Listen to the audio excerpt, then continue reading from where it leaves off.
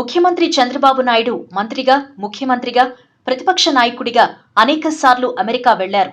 ఉమ్మడి రాష్ట్ర ముఖ్యమంత్రిగా, ఆంధ్రప్రదేశ్ ముఖ్యమంత్రిగా పెట్టుబడులను ఆహ్వానించడానికి, రాష్ట్రానికి బ్రాండ్ బిల్డ్ చేయడానికి పలుమార్లు పర్యటించారు. అయితే ప్రస్తుత పర్యటన ప్రధాన లక్ష్యం కూడా పెట్టుబడులను ఆహ్వానించడమే అయినా ఈ పర్యటన మాత్రం రాష్ట్ర చరిత్ర పుటల్లోకెక్కనుంది.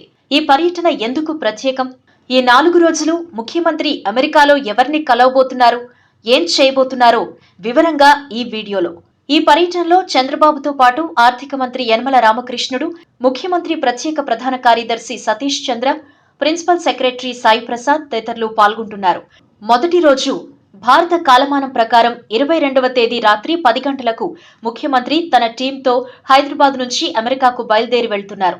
అమెరికా కాలమానం ప్రకారం 23వ తేదీన మొదటిగా ఐక్యరాజ్య సమితిలో భారతదేశ రాయబారి, శాశ్వత ప్రతినిధి సయ్యద్ అక్బరుద్దీన్తో సమావేశమవుతారు. తర్వాత అరుబా నెట్వర్క్స్ వ్యవస్థాపకురాలు, Intelligence Edge president Keerthi Melkote, Imaginations Technology అధ్యక్షులు కృష్ణ యార్లగడ్డతో సమావేశమవుతారు.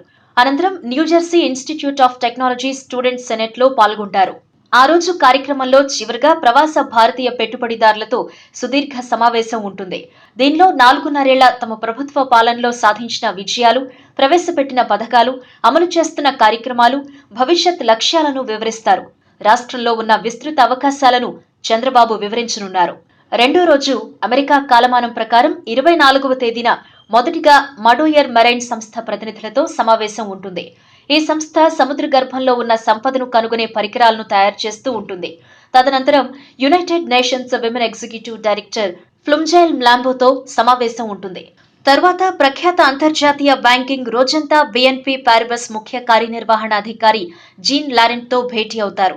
వెంటనే ప్రపంచ బ్యాంక్ అధ్యక్షుడు జిమ్ యంగ్ కిమ్తో, అలాగే రాక్ ఫెల్లర్ ఫౌండేషన్ ప్రెసిడెంట్ రాజీవ్ షాతో ముఖ్యమైన సమావేశాలు ఉంటాయి.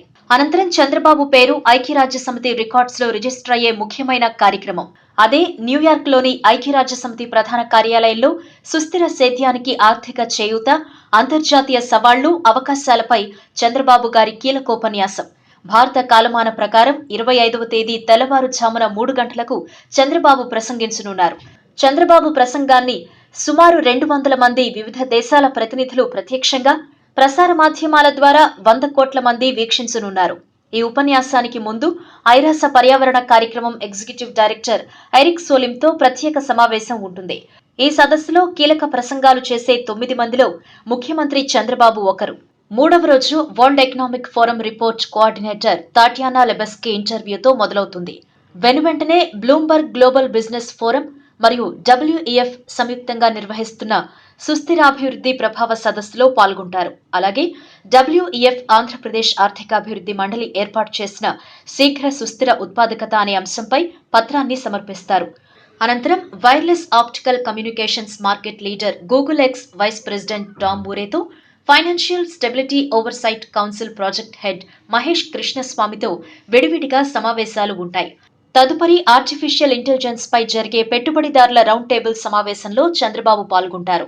రోజురోజుకు ఇంటర్నెట్ ఆఫ్ థింగ్స్ ప్రాబల్యం పెరుగుతున్న నేపథ్యంలో చంద్రబాబు ఈ రంగంలో నూతన ఆవిష్కరణల అవసరంపై మాట్లాడతారు. తర్వాత ఆర్థోర్ ఈక్విటీ పార్ట్నర్లతో సమావేశమవుతారు. అదే రోజు సాయంత్రం వరల్డ్ ట్రేడ్ సెంటర్ అసోసియేషన్తో జరిపే సమావేశంలో పాల్గొంటారు. అనంతరం చివరిగా యుఎస్ ఇండియా వ్యూహాత్మక భాగస్వామ్య వేదికకు చెందిన 25 మంది ఉన్నత శ్రేణి ప్రతినిధులతో రౌండ్ టేబుల్ సమావేశంలో ఆ రోజు కార్యక్రమం ముగుస్తుంది. 4వ రోజు అమెరికా పర్యటనలో చివరి రోజు బిజినెస్ నెట్వర్కింగ్, ద్వైపాక్షిక సమావేశాల్లో ముఖ్యమంత్రి చంద్రబాబు పాల్గొంటారు. అనంతరం ఎయిర్టెల్ చైర్మన్ సునీల్ మిట్టల్తో భేటీ అవుతారు. తర్వాత Columbia University School of International and Public Affairs లో సాంకేతిక యుగంలో పరిపాలనపై నిర్వహించే సదస్సులో పాల్గొంటారు. వెనువెంటనే జనరల్ ఎలక్ట్రిక్ పవర్ తో భేటీ ఉంటుంది.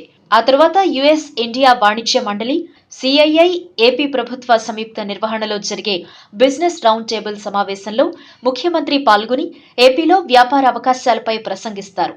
తదనంతరం AIG ఫెసిలిటీస్ సంస్థ ప్రతినిధులతో సమావేశం ఉంటుంది. ఈ భేటీల మధ్యలో తరువాత మరికొన్ని ద్వైపాక్షిక సమావేశాలు జరుగుతాయి. చివరిగా సిస్కో మాజీ ఎగ్జిక్యూటివ్ చైర్మన్ జాన్ ఛాంబర్స్ తో భారత రాయబార కార్యాలయంలో భేటీ అవుతారు. భారత కాలమానం ప్రకారం 28వ తేదీ తెల్లవారుజామున 3 గంటలకు హైదరాబాద్ చేరుకుంటారు. ఈ వీడియో మీకు నచ్చినట్టయితే లైక్ చేయండి, షేర్ చేయండి. మరిన్ని ఇంట్రెస్టింగ్ వీడియోస్ చూడడానికి మా ఛానల్ కు తప్పక సబ్స్క్రైబ్ అవ్వండి.